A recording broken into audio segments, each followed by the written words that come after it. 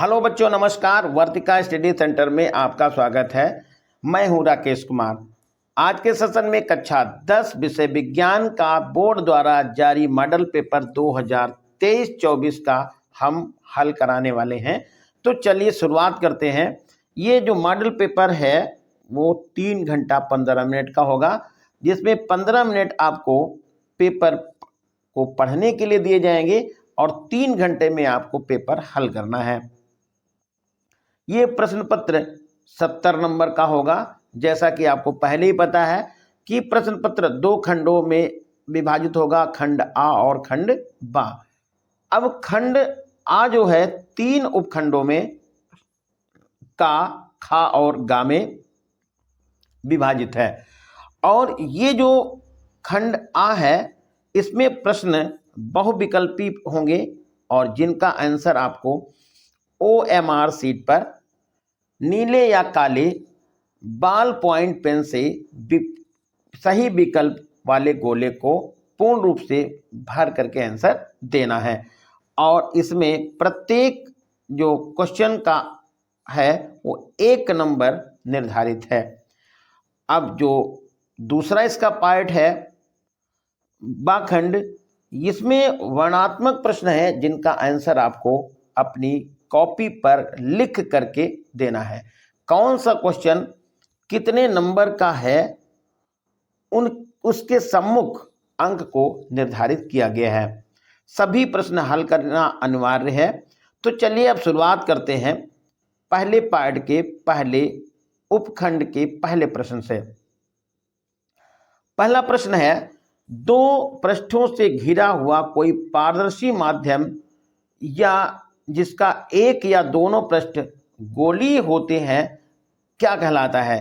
पहला ऑप्शन है गोली दर्पण, दूसरा त्रिज्या, तीसरा गोली लेंस और चौथा है समतल दर्पण। तो इसमें ऑप्शन सही हो जाएगा तीसरा, गोली लेंस कहलाता है। क्वेश्चन सेकंड है, दंत चिकित्सक या दंत विशेषज्ञ मरीजों के दांतों को बड़ा देखने के लिए किस दर्पण का उपयोग करते हैं? तो ये ऑप्शन दिया हुआ है अवतल दर्पण, समतल दर्पण, उत्तल दर्पण और सभी। इसमें ऑप्शन सही हो जाएगा पहला, अवतल दर्पण। ऐसे समझे कि अवतल दर्पण का उपयोग दंत चिकित्सक दांतों के प्रतिबिंब को बड़ा देखने के लिए करते हैं। क्वेश्चन थर्ड है, किसी उत्तल लेंस के सामने 2f यानी फोकस दूरी के दुगने और अनंत के बीच में कोई वस्तु रखी होती है तो उसका प्रतिबिंब जो लेंस द्वारा कहां पर बनेगा वह आपको बताना है। तो इसमें देखिए पहला ऑप्शन दिया है वास्तविक उल्टा और छोटा, दूसरा है वास्तविक उल्टा और बड़ा, तीसरा ऑप्शन है वास्तविक उल्टा और बड़ा और चौथा है आभासी सीधा और बड़ा। तो इसमें आपको लिखना है वास्तविक उल्टा और छोटा प्रतिबिंब बनता है, ऑप्शन नंबर होगा ए। क्वेश्चन नंबर 4 है,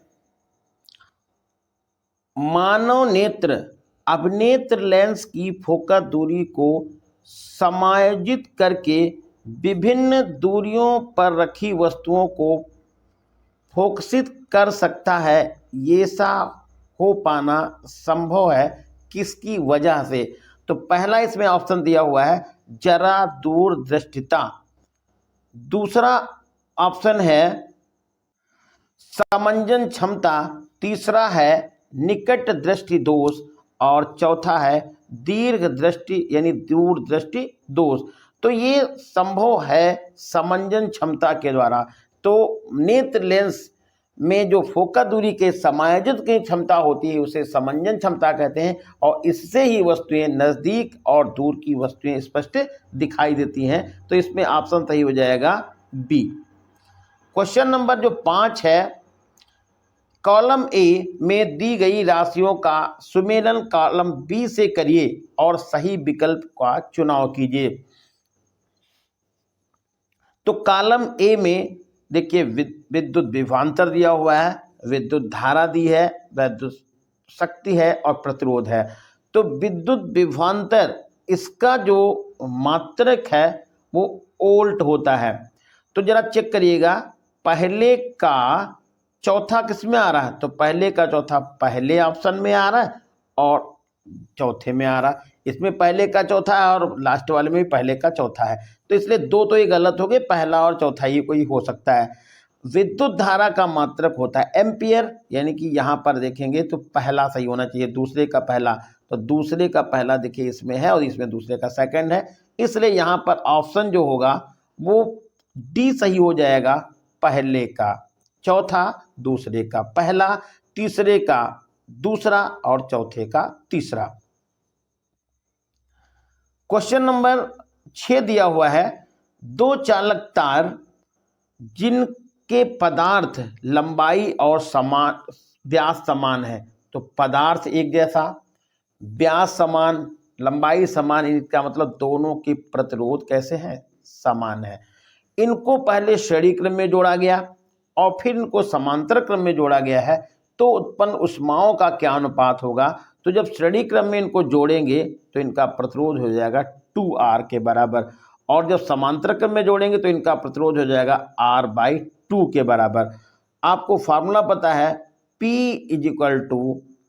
= V²/R। इसमें आप श्रेणी क्रम की में जब लिखेंगे तो R की जगह पे 2R लिख देंगे, समांतर क्रम में लिखेंगे तो R की जगह पे R/2 लिखेंगे, और इसको जो है मान डाल करके आप हल कर लेंगे और यहाँ पर आपका जो आंसर मिलेगा, तो इसमें फार्मूला आपको पता है, P = V²/R। इसमें एक बार R का मान डालेंगे 2R और दूसरी में R का मान डालेंगे R/2, और ये जब लिखेंगे R तो यहाँ पर आएगा PS हो जाएगा, ये 2R लिखेंगे। जब यहाँ पर लिखेंगे समांतर क्रम का P और P तो हो जाएगा V²/R/2 हो जाएगा। इसको हल कर लेंगे तो हमारा जो आंसर मिल जाएगा वो होगा 1:4, और ऑप्शन सही हो जाएगा ये सी। क्वेश्चन नंबर 7 है, किसी वैद्युत धारावाही लंबी परिणलिका के भीतर चुंबकीय क्षेत्र होता है, तो देखिए यहाँ पर ये शून्य गलत है, इसके सिरे की ओर जाने पर घटता है, इसके सिरे की ओर जाने पर बढ़ता है, सभी बिंदुओं पर समान रहता है।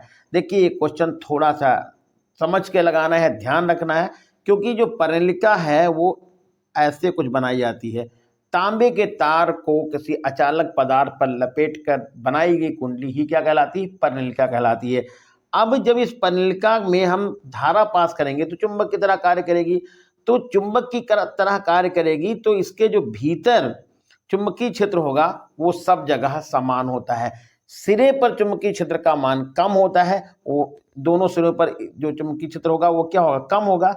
यहाँ पर कह रहे हैं कि भीतर चुंबकीय क्षेत्र, ये कह रहे हैं इसके सिरे की ओर जाने पर घटता है, तो कि यहाँ से इधर हम जा रहे हैं तो घटना नहीं है, यहाँ से यहाँ तक का तो बराबर होगा, जब सिरे पर पहुंचेंगे तब जाके घटेगा, यानी सिरे पर चुंबकीय क्षेत्र का मान यहाँ और यहाँ पर घटता है।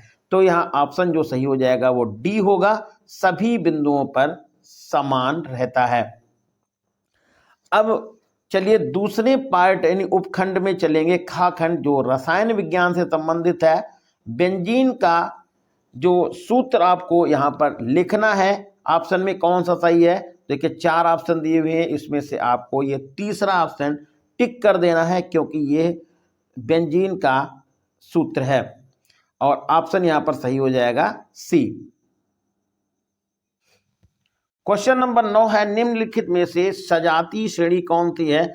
ऑप्शन देखिए, पहला दिया गया है CH4 तथा C2H6, दूसरा दिया गया है CH3OH तथा CH3COOH, तीसरा दिया गया है C2H6 तथा CH3OH, और चौथा दिया गया है CH3OH तथा C2H5OH। इसमें देखिए ये पहला वाला जो है ये दिया है, ये सही है, और यहाँ पर जो दूसरा वाला ये दिया है CH3 OH तथा CH3COOH। तो ये दूसरा वाला गलत हो गया। यहाँ ऑप्शन बी में देखिएगा पहला और चौथा सही लिखा हुआ है, तो पहला तो सही है ही है, और चौथा CH3OH तथा C2H5OH ये सही है, इसलिए ऑप्शन नंबर बी यहाँ पर सही होगा, पहला और चौथा। क्वेश्चन नंबर 10 है, पृथ्वी की भूपर्पटी में प्राकृतिक रूप से पाए जाने वाले तत्वों या यौगिकों को कहते हैं, तो इनको कहते हैं खनिज। ऑप्शन सही हो जाएगा सी। क्वेश्चन नंबर 11 है, दांतों का क्षय कब शुरू होता है? तो दांतों का क्षय शुरू होता है जब पीएच का मान 5.5 से कम होता है, और यहां पर ऑप्शन सही हो जाएगा ये सेकंड बी।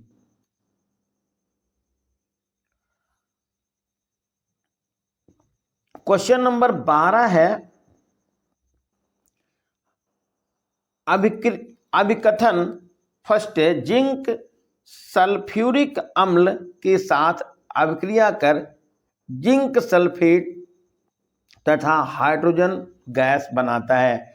तो यहां पर आप इक्वेशन लिख सकते हैं, Zn प्लस H2SO4 और ये होगा gives out ZnSO4 plus H2।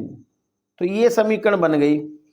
फिर है यहां पर दूसरी दी है, तर्क दिया है, जिंक ऑक्सीजन के साथ अभिक्रिया करके जिंक ऑक्साइड बनाता है, तो ये हो जाएगा Zn plus O2 gives out ZnO। अब इसमें देखिए बैलेंस करना है, तो जिंक यहाँ पर ऑक्सीजन 2 है तो इसको ऑक्सीजन को 2 कर दिएगा, जिंक भी 2 हो गया तो आप जिंक को यहाँ पर 2 कर देंगे, तो समीकरण बन जाएगी 2Zn प्लस O2 2ZnO। अब ऑप्शन इसमें देखना है कौन सा सही है, तो ये कह रहे हैं दोनों अभिकथन तथा तर्क सही हैं तथा तर्क सेकंड अभिकथन का सही स्पष्टीकरण है, तो ये सही नहीं है। यहां पर देखिए ऑप्शन बी है, अभिकथन फर्स्ट तथा तर्क सेकंड दोनों सही हैं, परंतु ये अभिकथन स्पष्टीकरण नहीं है, तो ये ऑप्शन आपका बी सही हो जाएगा। क्वेश्चन नंबर 13 है, ये थोड़ा सा गलत है। इसमें देखिए यहां पर फिल करना है, और फिल करने की जगह पर जगह भी छोड़ दी और फिल कर भी दिया है। NaOH प्लस यहां पर भरा जाएगा CH3COOH, और ये मिल जाएगा CH3COONA और प्लस H2O, तो यहां पर ऑप्शन सही हो जाएगा बी।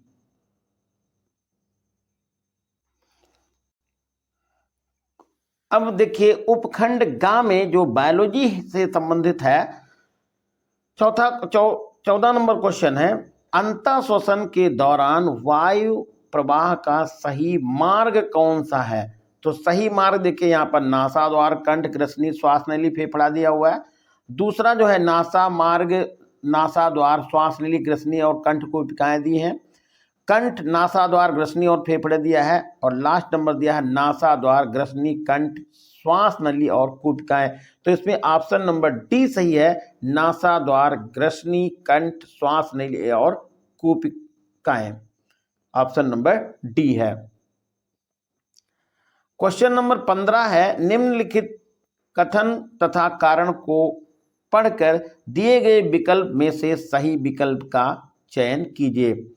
कथन दिया हुआ है, पिता से प्राप्त क्रोमोसोम से बच्चों के लिंग का निर्धारण होता है, और कारण बताया, मानव पुरुष में X और Y गुणसूत्र होते हैं। तो इसमें पहला जो कथन दिया हुआ है ऑप्शन में, कथन और कारण दोनों सही हैं, ये बात बिल्कुल सही है, और कथन जो और कारण जो है कथन की सही व्याख्या करता है, ये भी सही है, इसलिए ऑप्शन नंबर ए सही है।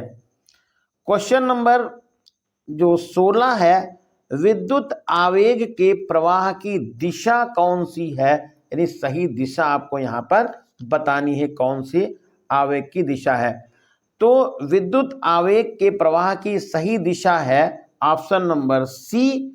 और ऑप्शन नंबर सी में ये प्रवाह की दिशा क्या होती है, ये डेंड्राइट और कोशिकी का और फिर एक्सॉन से और अगले न्यूट्रॉन में होती है। तो यहाँ पर ऑप्शन नंबर सी सही हो जाएगा। क्वेश्चन नंबर 17 है, थायरॉक्सिन के बारे में कौन सा कथन सही है। तो यहाँ पर देखिए, ध्यान दीजिएगा, पहला ऑप्शन दिया है थायरॉक्सिन के संश्लेषण के लिए लौह अयस्क आवश्यक होता है। तो ऑप्शन नंबर ए सही है।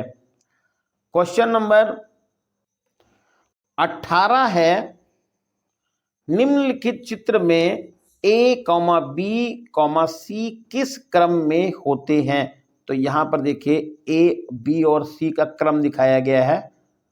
तो पहले में लिखा है ऑप्शन ए में बीज पत्र प्रांकुर और मूलांकुर, फिर बी में लिखा है प्रांकुर मूलांकुर और बीज पत्र, और सी में लिखा है प्रांकुर बीज पत्र और मूलांकुर। तो यही वाला ऑप्शन सही है, सी। क्वेश्चन नंबर 19 है, जनन की अलैंगिक विधि से उत्पन्न संतान में परस्पर अधिक समानता होती है, कारण बताइए। तो क्यों होती है, इसमें पहला ऑप्शन दिया हुआ है अलैंगिक जनन में केवल एक ही जनक भाग लेता है। देखिए ये ऑप्शन जो है वो सही है। दूसरा नंबर देखिए, अलैंगिक जनन में युग्मक शामिल नहीं होते हैं। तो ये भी ऑप्शन सही है। इसका मतलब पहला और दूसरा सही है। ऑप्शन नंबर ए सही है।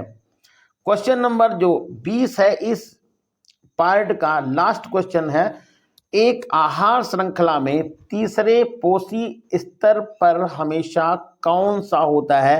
तो पहला ऑप्शन दिया है मांसाहारी, और यही ऑप्शन सही है, तीसरे पोषी स्तर पर मांसाहारी ही होते हैं। तो ये जो पहले पार्ट के 3 उपखंड थे, फिजिक्स, केमिस्ट्री और बायो, इसके हमने क्वेश्चन आपको हल करा दिए हैं। अब चलिए अगले पार्ट की तरफ।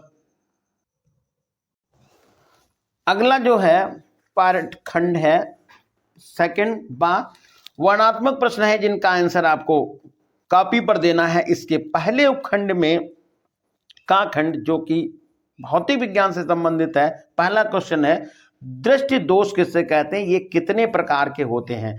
देखिए, दृष्टि दोष उसे कहते हैं जैसे व्यक्ति को वस्तुएं साफ नहीं दिखाई पड़ती हैं, तो ये कहा जाता है कि आंख में दोष है। और ये कितने प्रकार के होते हैं, देखिए दृष्टि दोष 4 प्रकार के होते हैं, लेकिन बेसिक रूप से मुख्यतः 2 प्रकार के दोष माने जाते हैं, निकट दृष्टि दोष और दूर दृष्टि दोष। लेकिन 2 दोष और कौन से हैं, जरा दूरदृष्टिता और अबिंदुता, ये 2 और दोष होते हैं। इस प्रकार से ये 4 प्रकार के दोष होते हैं। क्वेश्चन 2 सेकंड है, आकाश में इंद्रधनुष वर्षा के पश्चात ही क्यों दिखाई देता है। देखिए, आकाश में इंद्रधनुष का बनना ये वर्ण विक्षेपण का कारण है। जब वर्षा होती है तो पानी की बूंदें वायुमंडल में एकत्रित हो जाती हैं। उन्हीं बूंदों पर जब सूर्य का प्रकाश पड़ता है तो अपवर्तन के बाद वो 7 रंगों में डिवाइड हो जाती हैं और इंद्रधनुष दिखाई देता है। क्वेश्चन नंबर 2 का पहला पार्ट है, उत्तल लेंस को अभिसारी लेंस क्यों कहा गया है। उत्तल लेंस को अभिसारी लेंस इसलिए कहा गया है क्योंकि उत्तल लेंस के मुख्य अक्ष के समांतर चलने वाली प्रकाश की किरणें ये लेंस क्या कर देता है, एक बिंदु पर, मुख्य अक्ष के एक बिंदु पर फोकसित कर देता है, इसलिए इसे अभिसारी लेंस कहा जाता है। अगला जो क्वेश्चन दिया हुआ है, अवतल दर्पण तथा उत्तल दर्पण के उपयोग बताइए। तो देखिए, सबसे पहले यहाँ पर अवतल दर्पण के उपयोग समझेंगे। अवतल दर्पण का उपयोग मेडिकल साइंस में ये कह सकते हैं कि दंत चिकित्सक करते हैं। क्यों, इसी पेपर में ही क्वेश्चन एक मिला था कि दंत चिकित्सक दांत के का बड़ा प्रतिबिंब देखने के लिए अवतल दर्पण का उपयोग करते हैं। तो ये बात सही है, अवतल दर्पण का उपयोग दंत चिकित्सक करते हैं। दूसरा, अवतल दर्पण का उपयोग शेविंग की दुकान में, ब्यूटी पार्लर में जो शीशा लगा होता है वो अवतल दर्पण होता है। और तीसरे देखें तो अवतल दर्पण का उपयोग लेजर टार्च में होता है, मोटरसाइकिल या वाहन की हेडलाइट में होता है। अब बात करेंगे उत्तल दर्पण का उपयोग कहां पर होता है। उत्तल दर्पण का उपयोग उस जगह पर किया जाता है जहां प्रकाश को दूर तक फैलाना होता है। स्टेडियम हो गया, चौराहा होगा, इस चौराहे पे जो लाइट लगी होती है उसमें परावर्तक के रूप में उत्तल दर्पण का उपयोग किया जाता है। और उत्तल दर्पण का उपयोग वाहनों में साइड देखने के लिए किया जाता है कि पीछे कौन सा वाहन आ रहा है, उसको देखने के लिए उत्तल दर्पण का उपयोग किया जाता है। एक बात और विशेष रूप से ध्यान रखेंगे कि उत्तल दर्पण का दृश्य क्षेत्र सबसे ज्यादा होता है। एक छोटे से दर्पण में बहुत ब्रॉड एरिया यानी बहुत ज्यादा एरिया उसमें देखा जा सकता है। अगला जो क्वेश्चन आ रहा है, क्वेश्चन नंबर 3 का फर्स्ट पार्ट, किसी 4 ओम प्रतिरोधक में प्रति सेकंड 100 जूल ऊष्मा उत्पन्न होती है, प्रतिरोधक के सिरों पर विभवांतर कितना होगा। तो देखिए यहाँ पर जो टाइम दिया हुआ है वो 1 सेकंड दिया हुआ है, आर का मान 4 दिया हुआ है, ऊष्मा जो दे रखी है वो है 100 जूल प्रति सेकंड। तो यहाँ पर आपसे जो है विभवांतर पूछा गया है, फार्मूला लिख देते हैं, P = V²/R। R का भी मान आपको पता है, P का भी मान पता है, P का मान ये हो जाएगा 100 जूल लिख देंगे और यहाँ पर V² का मान आपको निकाल लेना है। अगला क्वेश्चन दिया हुआ है, 20 ओम प्रतिरोधक की किसी विद्युत इस्त्री यानी प्रेस में 5 एम्पियर धारा प्रवाहित होती है, 30 सेकंड में उत्पन्न ऊष्मा क्या होगी वो निकालना है। तो देखिए H निकालना है, R दिया हुआ, I दिया हुआ, टाइम दिया हुआ है। फार्मूला लिखते हैं H = I² R×T/4.2 और ये हमारा आंसर कैलोरी में निकल जाएगा। अगला क्वेश्चन दिया हुआ है, 2 चुंबकीय रेखाएं एक दूसरे को परिच्छेदित मतलब नहीं काटती हैं, कारण क्या होता है। देखिए वैद्युत बल रेखाएं एक दूसरे को नहीं काटती हैं, उसका कारण यह है, यदि काटेंगी बल रेखाएं तो उस कटान बिंदु पर वैद्युत क्षेत्र 2 हो जाएंगे, जो कि संभव नहीं है। वैद्युत क्षेत्र कैसे निर्धारित करते हैं, वैद्युत बल रेखा के किसी बिंदु पर आप स्पर्श रेखा खींच दीजिए तो स्पर्श रेखा की दिशा में चुंबकीय क्षेत्र की दिशा होती है। तो ध्यान रखना है, यहाँ पर गलती हो रही है, चुंबकीय बल रेखाएं एक दूसरे को नहीं काटती हैं। तो चुंबकीय बल रेखाएं हो चाहे वैद्युत बल रेखाएं हो, लेकिन यहाँ पर जो क्वेश्चन दिया गया है कि चुंबकीय बल रेखाएं एक दूसरे को क्यों नहीं काटती हैं, तो चुंबकीय बल रेखाएं एक दूसरे को न काटने का कारण यही है कि यदि काटेंगी तो चुंबकीय क्षेत्र की 2 दिशाएं हो जाएंगी, जो कि संभव नहीं है। चुंबकीय क्षेत्र के गुणों को लिखिए। तो चुंबकीय क्षेत्र का जो पहला गुण है, ये चुंबकीय क्षेत्र चुंबक के द्वारा उत्पन्न होता है, चुंबक के द्वारा चुंबकीय क्षेत्र उत्पन्न होता है। दूसरा, चुंबकीय क्षेत्र में यदि जैसे कोई हम धारावाही चालक रख दें तो उस पर बल लगता है और उसका फार्मूला क्या होता है, F होता है IBL sin थीटा। और चुंबकीय क्षेत्र में यदि कोई आवेशित कण गतिमान होता है तो उस पर भी बल लगता है। अगला क्वेश्चन दिया हुआ है, चुंबकीय क्षेत्र में स्थित धारावाही चालक पर बल अधिकतम कब लगता है। तो फार्मूला अभी हमने आपको बताया था, F बराबर होता है IBL sin थीटा। अब ये बल मैक्सिमम कब लगेगा, जब साइन थीटा की वैल्यू अधिकतम होगी, और साइन थीटा की वैल्यू तब अधिकतम होती है जब थीटा का मान 90 अंश होता है। अगला जो क्वेश्चन दिया हुआ है, अथवा में विद्युत फ्यूज तार विद्युत संयंत्रों का बचाव किस प्रकार करता है। देखिए फ्यूज जो तार होता है वो 2 पॉइंटों के बीच में, जैसे कोई तार है 2 पॉइंटों के बीच में यहाँ पर लगाया जाता है। फ्यूज तार मिश्र धातु का बना होता है, इसका गलनांक कम होता है और प्रतिरोध इसका अधिक होता है। इन केस परिपथ में धारा ज़्यादा बहती है तो ये प्रतिरोध तार गर्म हो जाता है और गर्म होने से ये पिघल जाता है और विद्युत का प्रवाह बंद हो जाता है। अगला जो क्वेश्चन सेकंड नंबर दिया हुआ है, धारावाही पनलिका के उपयोग द्वारा किन अवस्थाओं में स्थायी विद्युत चुंबक प्राप्त किया जा सकता है। तो स्थायी चुंबक प्राप्त करने के लिए पनलिका के भीतर जो है लोहे को रख दिया जाता है, नर्म लोहे को रख दिया जाता है तो स्थायी चुंबक बन जाता है। तो ये था भौतिक विज्ञान पार्ट फर्स्ट। अब इसमें देखिए, जब उपखंड सेकंड में देखेंगे तो ये रसायन विज्ञान से संबंधित है। तो आपसे पहला क्वेश्चन इसमें पूछा गया है, निम्नलिखित अभिक्रिया के लिए संतुलित समीकरण बताइए। तो है पहला समीकरण, तनु सल्फ्यूरिक अम्ल दानेदार जिंक के साथ अभिक्रिया करता है। तो इसको हम क्या लिखेंगे, Zn प्लस H2SO4, ये सल्फ्यूरिक अम्ल हो गया। और बनेगा क्या, बन रहा है जिंक सल्फेट ZnSO4 और प्लस बनेगी हाइड्रोजन गैस। तो Zn प्लस H2SO4, ZnSO4 और H2 ये गैस बनेगी। दूसरा जो समीकरण है, तनु हाइड्रोक्लोरिक अम्ल मैग्नीशियम पट्टी के साथ अभिक्रिया करता है तो क्या बनता है। तो यहाँ समीकरण लिख देंगे, हाइड्रोक्लोरिक अम्ल होती है HCl प्लस मैग्नीशियम यानी Mg हो जाएगा, तीर का निशान लगाएंगे, MgCl2 हो जाएगा और प्लस हाइड्रोजन गैस हो जाएगी। अब इसको बैलेंस करिए, देखिए यहाँ पर Cl2 2 है तो आपको यहाँ पर 2 लिखना पड़ेगा, हाइड्रोजन भी यहाँ पर 2 हो गई, लेकिन यहाँ पर हमने 2 लिख ही दिया है तो ये बैलेंस हो गई। देखिए 2HCl प्लस Mg और तीर का निशान होगा MgCl2 plus H2। Question number जो 3 दिया है ये बहुत ही इंपॉर्टेंट क्वेश्चन है, नाइट्रोजन हाइड्रोजन गैस से संयोग करके अमोनिया गैस बनाती है। तो नाइट्रोजन मीन्स N2 और हाइड्रोजन हो गया H2, बनेगी गैस कौन सी, अमोनिया NH3।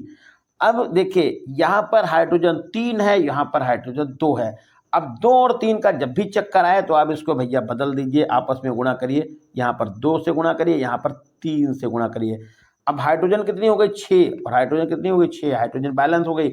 नाइट्रोजन कितनी है 2, यहाँ भी नाइट्रोजन 2, यानी समीकरण बैलेंस होगी। N2 plus 3H2O gives out 2NH3, ये हो गई कौन सी गैस, अमोनिया गैस। और इसमें लास्ट जो क्वेश्चन दिया हुआ है, हाइड्रोजन सल्फाइड गैस वायु के साथ दहन करके जल और सल्फर डाइऑक्साइड बनाती है। तो हाइड्रोजन सल्फाइड गैस यानी कि H2S, ये हो गई H2S गैस, ये ऑक्सीजन से हो गई इसकी क्रिया, दहन हो गया, बनाएगी कौन सी गैस, SO2 गैस बना रही, साथ में क्या बना रहा है, पानी भी बन रहा है, पानी लिख दीजिए यानी कि H2O लिख दिया। बैलेंस है देख करना है, तो देखिए यहाँ पर ऑक्सीजन देखिए 2 और एक 3, यहाँ पर लिखा है 2, आपको यहाँ पर 3 लिख देना है, 3H2O हो जाएगा। अब यहाँ पर ऑक्सीजन को क्या करिए, डबल कर दीजिएगा, तो 2 और 2 4 यहाँ पर हो जाएगा। S अब रह गया, S को यहाँ पर डबल करिए तो हो जाएगा कितना, SO4, तो ऑक्सीजन हो गई 4 और 2 6, ऑक्सीजन बैलेंस हो गई।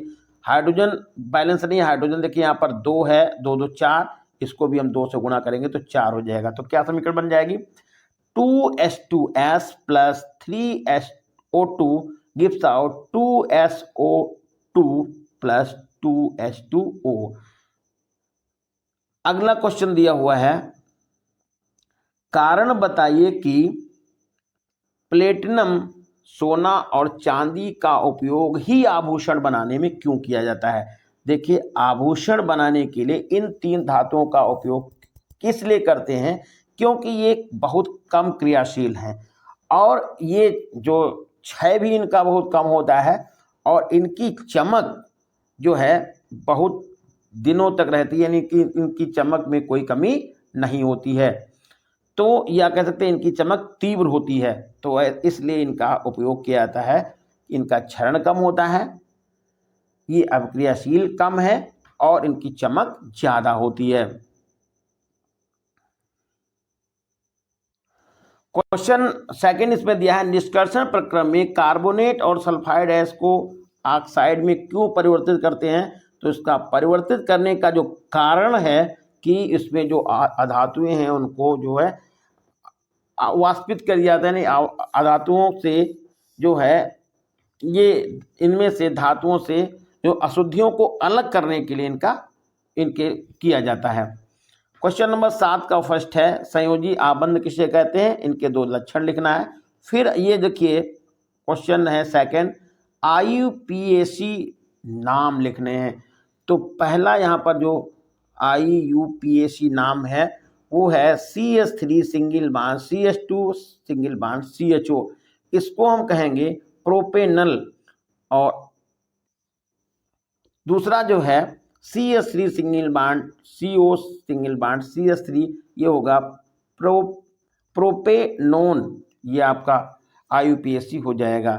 फिर थर्ड क्वेश्चन है, कठोर जल को साबुन से उपचारित करने में झाग निर्माण को समझाइए, कैसे इसको करेंगे? अगला देखिए, अगला जो क्वेश्चन अथवा में दिया है आपको टिप्पणी लिखनी है, टिप्पणी रेडाक्स प्रक्रिया स्थिरीकरण, और इस पे आपको टिप्पणी लिख देनी है। फिर अब यहाँ से शुरू होता है पार्ट थर्ड, जो है जीव विज्ञान से संबंधित। तो इसमें जैव निम्नीकरण और गैर जैव निम्नीकरण पदार्थों में अंतर बताइए और उनके उदाहरण भी देना है आपको।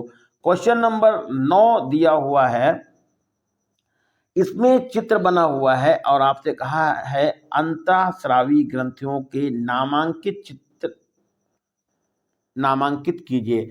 तो पहली जो यहाँ पर ग्रंथ है ए जो दिखाया गया है वो पिनियल ग्रंथ है, इसको किस नाम से जानेंगे? पिनियल ग्रंथ के नाम से जानेंगे। दूसरी जो बी नंबर है इसको हम पिट्यूटरी ग्रंथ या पीयूष ग्रंथ के नाम से जानते हैं। और जो तीसरी है ये थायराइड ग्रंथ है सी नंबर में, और जो लास्ट वाली है ये थाइमन ग्रंथि कहलाती है। क्वेश्चन नंबर 10 है, इसमें आपको गद्यांश पढ़ करके क्वेश्चन फर्स्ट और सेकंड का आंसर देना है कि लिंग निर्धारण वंशानुगत कैसे हो सकता है और मानव में बच्चे का लिंग निर्धारण किस प्रकार होता है।